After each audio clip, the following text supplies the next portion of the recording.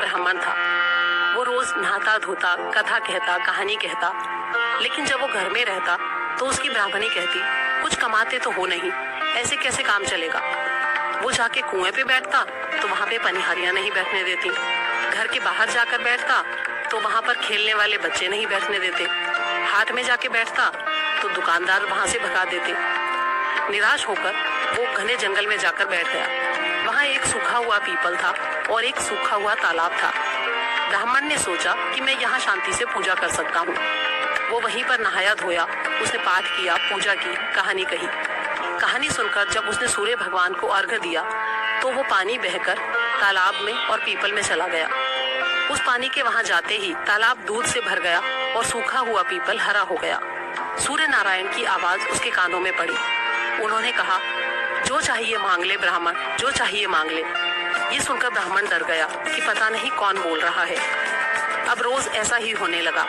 रोज रोज ये आवाज सुनकर ब्राह्मण डर के मारे बहुत कमजोर हो गया कि रोज मैं यहाँ घने जंगल में जाता हूँ, पता नहीं कौन बोलता है, कोई नजर भी नहीं आता। जब शाम होती तो वो अपने घर चला जाता। उसकी हालत देखकर एक दिन ब्राह्मणी ने कहा, ब्राह्मण देवता, आप इतने कमजोर क्यों होते जा रहे हो। तब ब्राह्मण बोला कि मेरे दुख की मत पूछो। तब ब्राह्मणी ने कहा, अगर मैं नहीं पूछूंगी तो कौन पूछेगा, बताओ क्या बात है। तब ब्राह्मण ने कहा, जब मैं घर में बैठकर पूजा करता हूँ तो तू मुझे बैठने नहीं देती, कुएं पर बैठता हूँ तो पानी भरने वाली औरतें भगा देती हैं, इसलिए मैं घने जंगल में जाकर बैठ जाता हूँ। वहां पर नहाता धोता हूँ, पूजा करता हूँ, कहानी कहता हूँ। वहां एक सूखा हुआ पीपल है और एक सूखा तालाब है। पीपल हरा हो जाता है और तालाब दूध से भर जाता है। जब मैं वापस आने लगता हूँ तो पीपल के पेड़ से पता नहीं कौन बोलता है, कहता है, जो मांगना है मांग ब्राह्मण, जो मांगना है मांग। वहां पर वो मुझे शांति से रहने नहीं देता। तब ब्राह्मणी ये सुनकर बहुत खुश हो गई और बोली, अरे वो तो सूर्य नारायण भगवान है, अब की बार जब वो कहें तो सब कुछ मांग लेना। तब ब्राह्मण बोला, ये क्या मांगू। ब्राह्मणी ने कहा कि अब की बार वो कहें तो उनसे कहना, मेरे घर में अन्न धन लक्ष्मी की कभी कमी ना हो, 9 मंजिल का महल हो जो हाथी घोड़ों दास दासियों नौकर चाकरों से भरा हो, घर में किसी प्रकार की कोई कमी ना हो, बेटे पोतों बहुओं बेटी जवाइयों से घर भरा हो, मेरी और मेरी ब्राह्मणी का स्वास्थ्य 12 बरस के बच्चे जैसा हो, सोने चांदी मोतियों से घर भरा हो।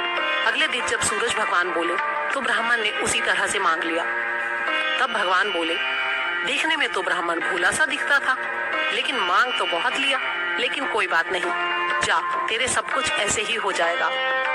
जब वो वापस आया, उसकी टूटी झोपड़ी और बूढ़ी ब्राह्मणी वहां कुछ नहीं था। उसकी जगह एक सुंदर सा महल खड़ा था जिसमें सजी धजी उसकी ब्राह्मणी खड़ी थी। ब्राह्मणी ने उसे देखते ही आवाज दी और बोली, आ जाओ, ये हमारा ही घर है। आपने सूरज भगवान से जो भी मांगा था वो सब कुछ उन्होंने हमें दे दिया है। तब ब्राह्मण बोला कि हम इतने धन का क्या करेंगे।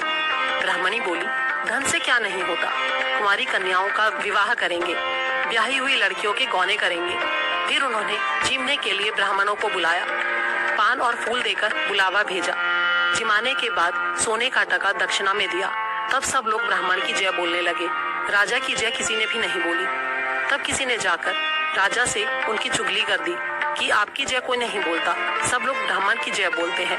तब राजा ने ब्राह्मण को बुलाया और पूछा, तेरे घर में इतना धन कहाँ से आया जो सारे गांव वाले तेरी जय बोलते हैं। तब उसने कहा, राजा जी, मेरी जय नहीं बोलते, सूरज भगवान की जय बोलते हैं। मुझे तो ये सब कुछ सूरज भगवान ने दिया है।